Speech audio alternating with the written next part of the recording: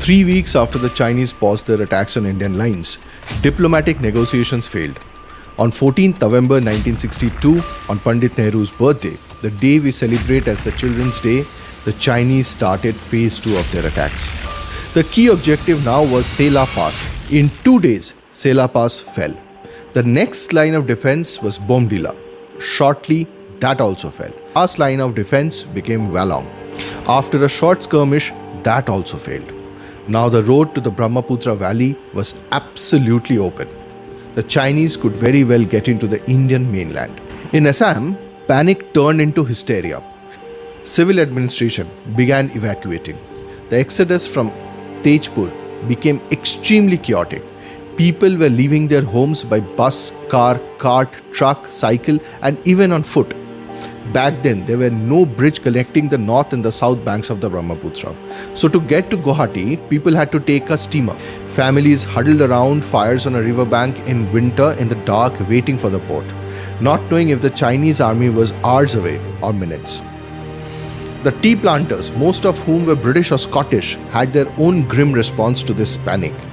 They packed their belongings, handed over the administration of their tea plantations to their Indian subordinates, then shot their pets and flew out of Tezpur. Bank services were terminated. The Indian currency was burnt by banks after noting down their serial numbers, and the coins were thrown into Padampukhuri, a pond in Tezpur. And finally, the cherry on the cake being all prisons were thrown open and the prisoners were let out, fearing that the Chinese might burn the prisons and the prisoners burnt alive with it. While Arunachal collapsed, one of the fiercest last stands of the war occurred in the Western Theatre. Rezang is a high mountain pass south of Chushul in eastern Ladakh at nearly 16,000 feet. It overlooked the approach to the Chushul airstrip, the last major Indian position, preventing Chinese forces from pushing deeper towards Leh. If Chushul fell, Ladakh would be lost. The unit defending Rezang was C Company, 13 Kumaon Regiment, commanded by Major Shaitan Singh. They were deployed in isolated platoon positions spread across a wide arc. No artillery cover and no protection overhead. If surrounded, there would be no retreat. And then on 18th of November, the assault began.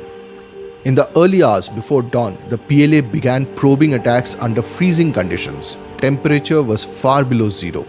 Wind chill was brutal. The Indian troops held fire until the Chinese came within effective range. Major Shaitan Singh moved from platoon to platoon under heavy fire, encouraging his men, repositioning light machine guns, directing resistance towards the Chinese attackers.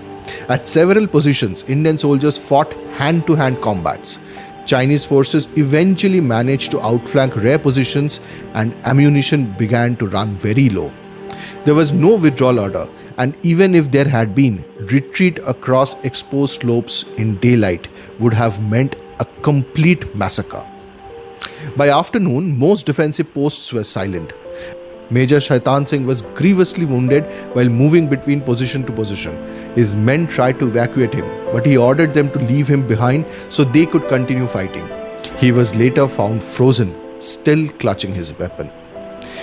Major Shaitan Singh was posthumously awarded the Paramveer Chakra, India's highest gallantry award. But Rezang did not change the strategic outcome of the war, but it became one of the most extraordinary examples of battlefield courage in Indian military history. Then, abruptly at midnight of 21st of November, China declared a unilateral ceasefire. Beijing announced it would withdraw 20 kilometers behind the line of actual control in the eastern sector, while retaining its gains in Aksai Chin. The war had lasted exactly 1 month. The PLA did not march into Brahmaputra Valley. In the west, China consolidated control over Aksai Chin, securing the Xinjiang-Tibet highway permanently. The 1962 Sino-Indian War reshaped India's politics and security thinking. Defense Minister V.K. Krishnamenon and Army Chief General P.N. Thapar resigned, while Jawaharlal Nehru faced fierce criticism in Parliament. India rapidly expanded its military, raising new mountain divisions and strengthening Himalayan infrastructure. Meanwhile, China tested its first nuclear bomb at Lop Nur in 1964, intensifying regional anxiety.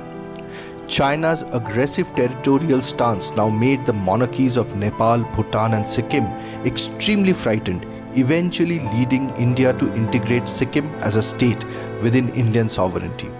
South Asia after 1962 would never be the same again.